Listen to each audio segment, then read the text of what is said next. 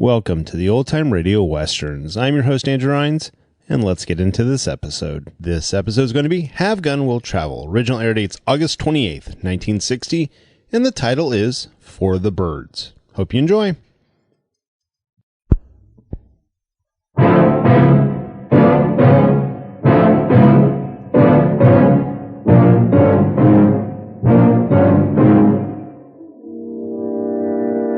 Look, I know more about this desert than you do. Does the money you might get from our client mean more to you than your life?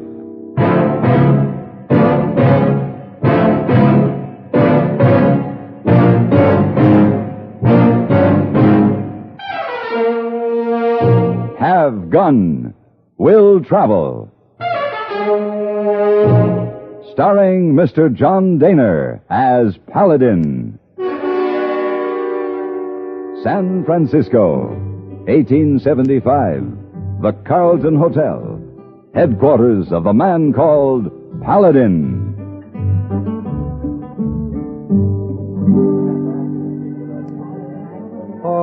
Mr. Paladin. Yes, hey, boy. You enjoy sit here, relax, smoke a cigar, read newspaper? Oh, I certainly do, hey, boy.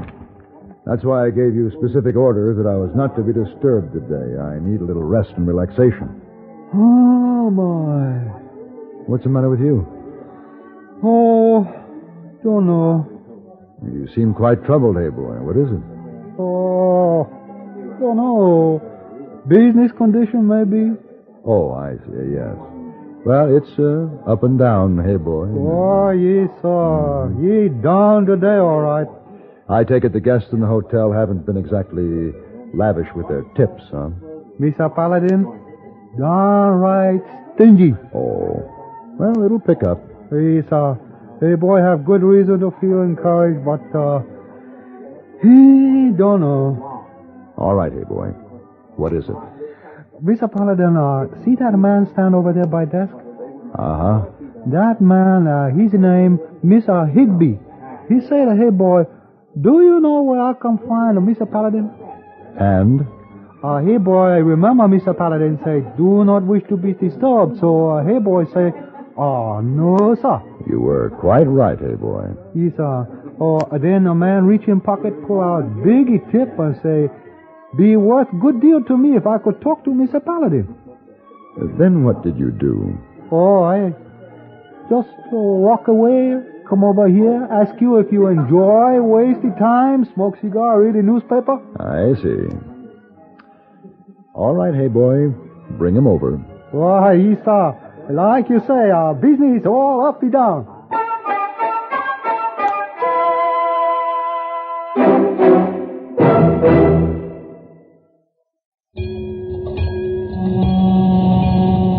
That's a warning signal for all drivers. And that can be a warning signal for drowsy drivers on long, monotonous trips.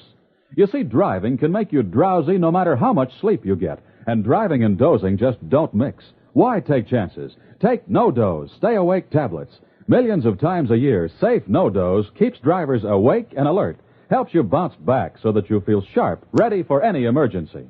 How does no-doze do it? Ask your doctor. He'll tell you that no-doze contains a safe and accurate amount of caffeine, the same refreshing stimulant you get in your coffee or tea. But safe no-doze acts faster, is handier, and more reliable. Best of all, it is not habit-forming. And no-doze is so safe, it is legally sold on a national basis without a prescription. Get no-doze, stay-awake tablets to help you stay awake and alert. It could save your life.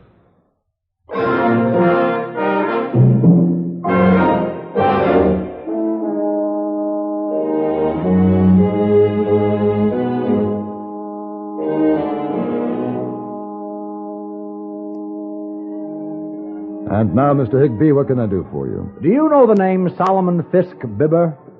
Of course. And when you hear that name, what do you think? You really want to know? Well, naturally, the first thing that comes to anyone's mind in connection with that name is wealth. Fabulous wealth. Well, the way I put it, Mr. Higby, is filthy rich, and I mean filthy. Sir?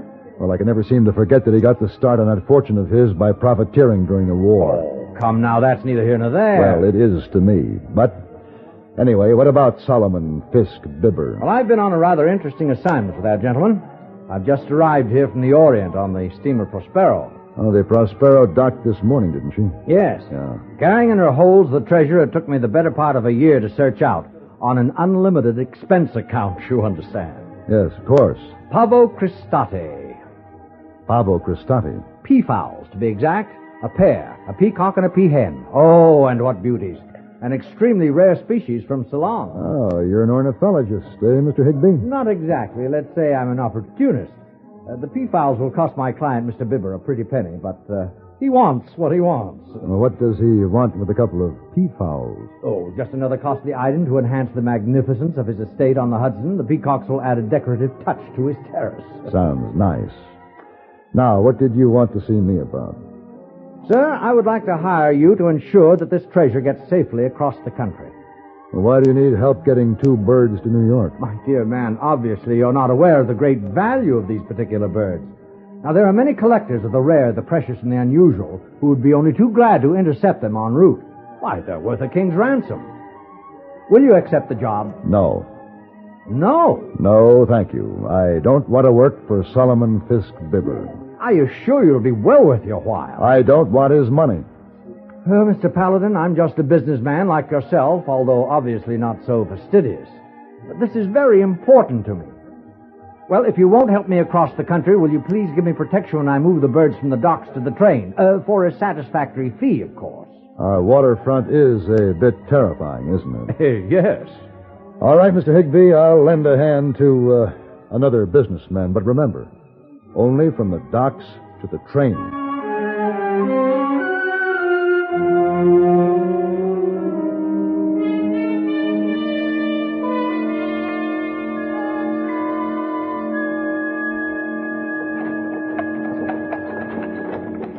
Meg's Wharf. That's what we want, isn't it? Yes. Good heavens, I've never seen such weather. Broad daylight, you can't see 3 feet ahead for the fog. I think this is far enough. Ooh.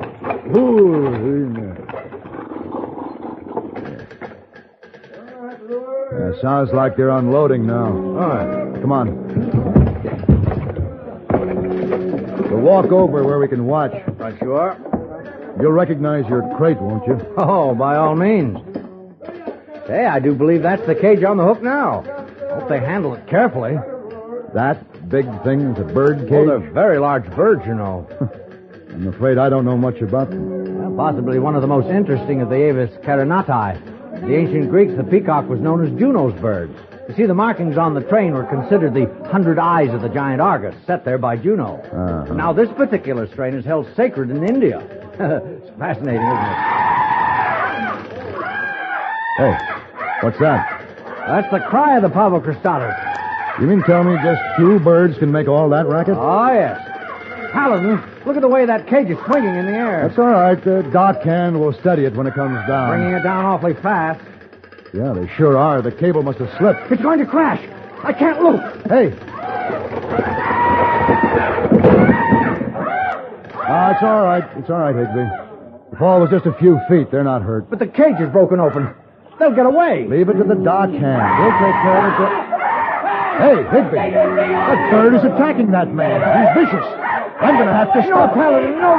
Put that gun away. Don't you dare. Higby, let me go. Look at that thing is doing. Please let me handle him. Now, you stay here. Please,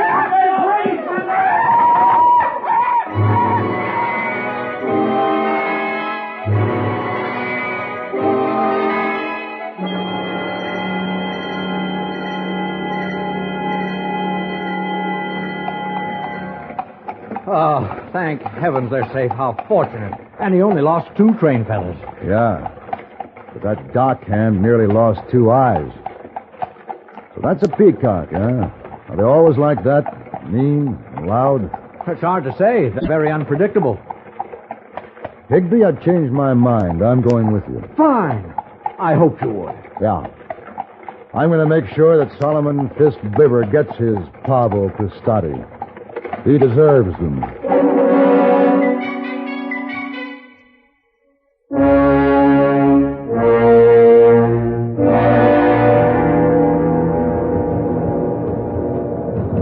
This is certainly an elegant compartment. I must say, when you work for a Solomon Fisk bibber, you go first class. Yes, nothing but the best. Well, now that I've convinced myself this is a worthy project, I'm glad I came along. I can use some easy money. Why, we seem to be stopping. I wonder why. We're coming to a town. But I don't believe it's a scheduled stop for this express train. Oh, somebody's at the door. Yeah, I'll get it. Yes? You Higby? No, that's Mr. Higby.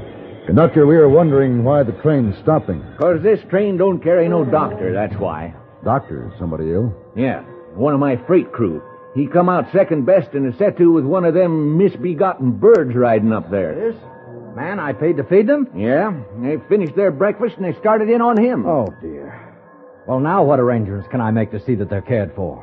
Now, Mr. Higby, if them birds is going to eat, you're going to feed them yourself. There ain't nobody in this whole train'll go within breaking distance of the critters. Well, how can I manage that? Well, I guess you'll have to ride the freight car with them. This express ain't making mealtime stops for them fiendish things. You mean we ride to New York in the freight car? Yeah. And another thing, you keep them fool things quiet. Folks in the first two cars set up all last night with loaded rifles, thinking the Comanches were closing in. Now you keep them quiet or off they go.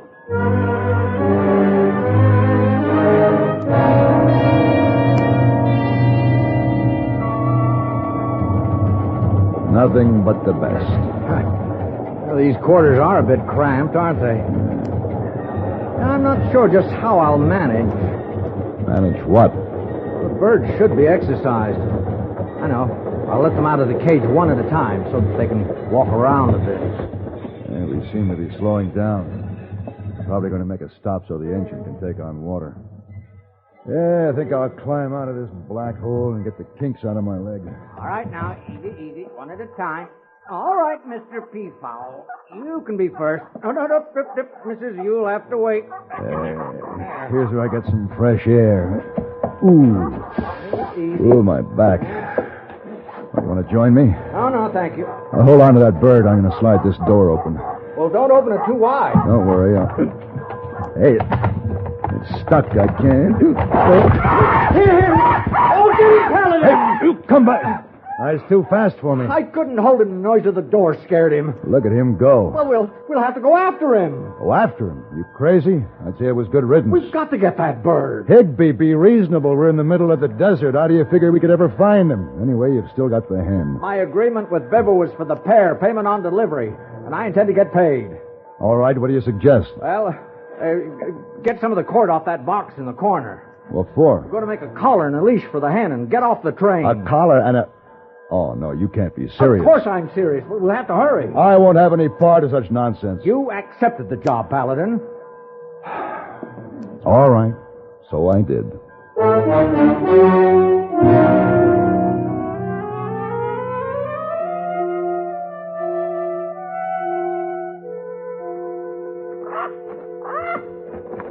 I've done some fool things in my time, but this beats all. Walking through the desert with a peahen on a leash. But the idea is sound, Paladin, really. Oh, is it? Yes. See, actually, we're approaching the mating season of the pavo cristatus. Now, at the proper time, the lady will call to the gentleman, and he will answer her call post-haste. I see. In other words, we've only to stay somewhere in the vicinity of Mr. Peafowl, and in due time, he'll come back to us. But this is a big desert, Mr. Higby. You don't know how far he's gone. The mating cry of the peahen can be heard for many miles. I can believe that. Well, as near as I can figure, we're about 10 miles south of the town of Whitewater. We better head that way and get a wagon. Did I say something about easy money? Oh, shut up.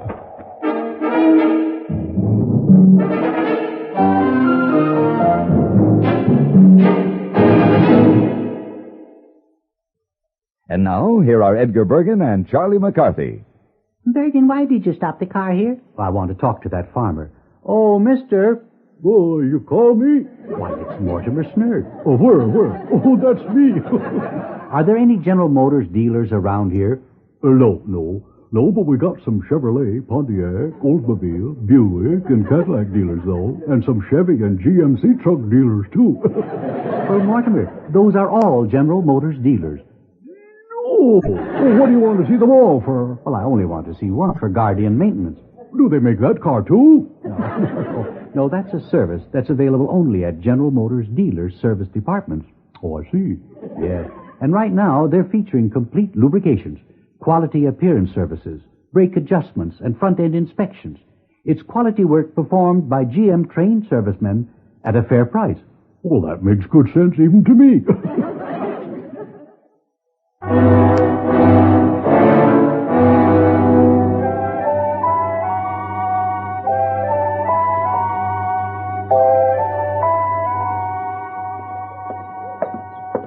Paladin, what did you find out?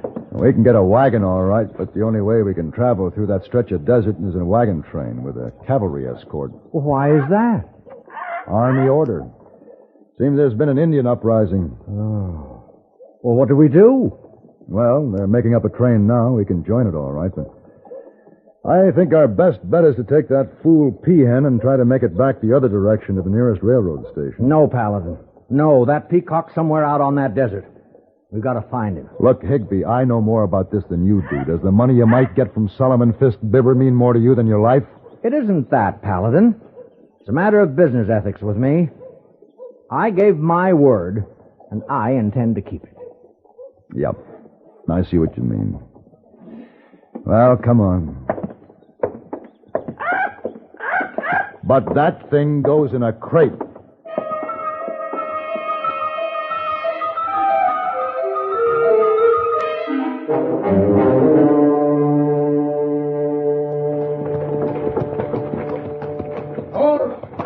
Hold it up there. The lieutenant, he wants us to stop. Who knows?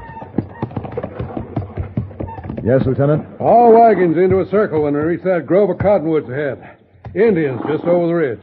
You expect attack? From our scouts' report, we're greatly outnumbered. But we must be prepared to defend ourselves as best we can if necessary. What's behind this uprising, Lieutenant? The chief of this particular tribe, Old Many Feathers, was friendly to the whites. He died a short time ago. Some of the young bucks who didn't agree with his policies are trying to take over, stir up a bit of trouble. I see. There's a bare possibility they haven't spotted us, so no fires. And move as silently as possible. Right. Get up. You hear that, Higby? The lieutenant wants silence. Pass the word along to the peahen. All right, Paladin. I'll keep the blanket over the crate. That'll keep her quiet.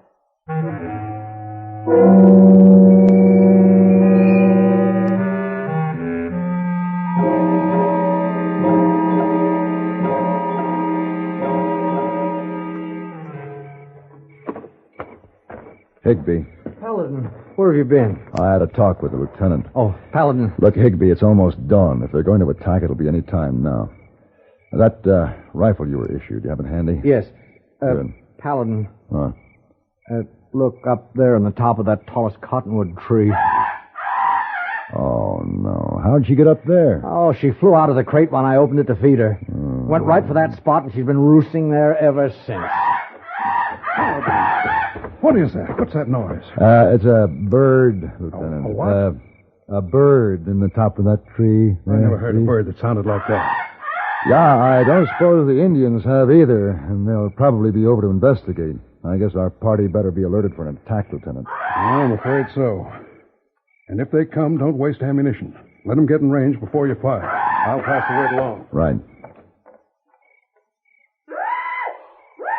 Paladin, listen. Yes, I hear it. That's the peacock.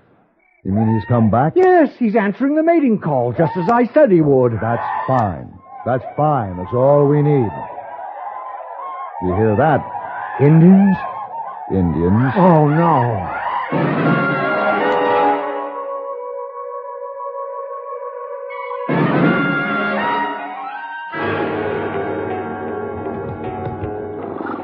Paladin, I've been fighting Indians for 15 years, and I've never seen the like. Here they come tearing down that slope. They must have outnumbered us 20 to 1. They get down to that clearing, stop, and without firing a single shot, ride on back up the hill. I tell you, it's got me baffled. Well, it had me baffled too, Lieutenant, but I believe I have it figured. Huh? Yes, it was our advance force that turned them back. What? The peacock. That silly bird who was strutting back and forth down there in the clearing? A pretty spectacular bird, you'll have to admit. Yeah, all those feathers. Uh-huh. Many feathers. The peacock was strutting back and forth down there with an I dare you attitude. Actually, he was following his instincts to protect his mate who was up there in the tree, but I'm convinced that those superstitious Indians who had never seen a peacock before felt it was the spirit of their old chief, Many Feathers, daring them to fire on his friends, the white men. Yeah, that guess is as good as the next. Yeah, it'll do until we can think of a better one. Well, Paladin, I have that precious pair secured at last. Then we're ready to go, huh? Well, at least we have them halfway to New York. What are you fellas doing traveling with those fool birds anyway? Oh, picking up a little easy money.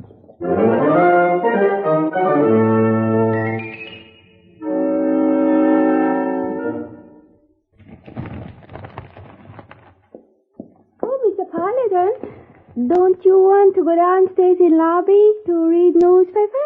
No, Miss Wong. I just want to rest and relax, and I think I stand a better chance up here in my room. Oh. When you finish cleaning and leave, I'm going to lock the door. Hey, boy, tell me you go all the way to New York. Take birds. P-birds. That's right. You know, Mr. Paladin, in China, was great honor for emperor to give peacock feather. Yes, so I understand. The peacock feather was considered some sort of an award, wasn't it? Yeah. This was a successful trip, Mr. Paladin? Oh, very. Oh. Of course, by the time we delivered the birds to Mr. Solomon Fisk Bibber, the peacock looked pretty bedraggled, but his disposition was, worse than ever.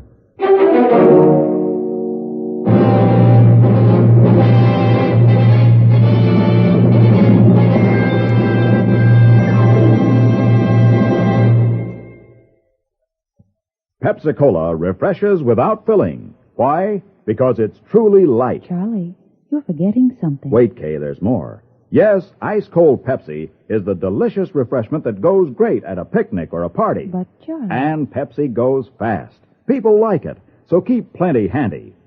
There. Oh, you did fine, except for one thing. Well, I mentioned lightness and how Pepsi refreshes and how fast it goes. You left out Pepsi sociability. You know the Be Sociable song. But, Kay, I can't sing. I can. Listen.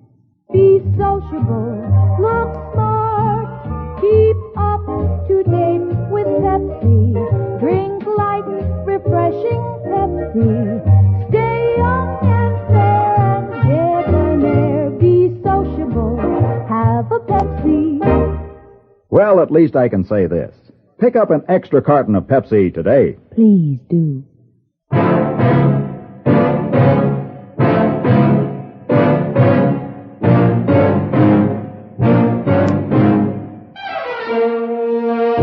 Have Gun Will Travel. Created by Herb Meadow and Sam Rolfe, is produced and directed in Hollywood by Frank Paris and stars John Daner as Paladin, with Ben Wright as Hayboy and Virginia Gregg as Miss Wong. Tonight's story was specially written for Have Gun Will Travel by Ann Dowd. Featured in the cast were Bartlett Robinson, Frank Cady, and Joseph Kearns. This is Hugh Douglas inviting you to join us again next week when CBS Radio presents Have Gun Will Travel.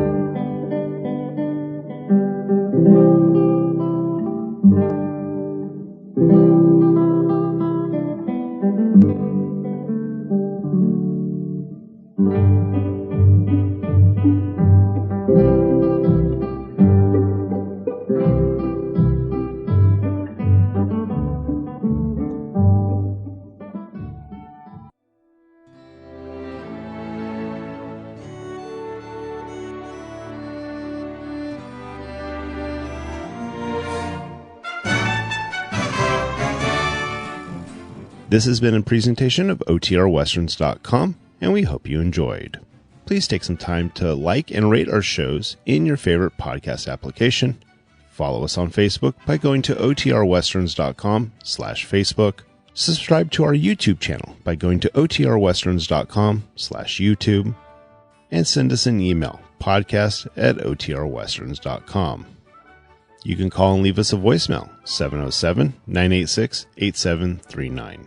This episode is copyright under the Attribution Non-Commercial Share-alike copyright. For more information, go to OTRWesterns.com/copyright.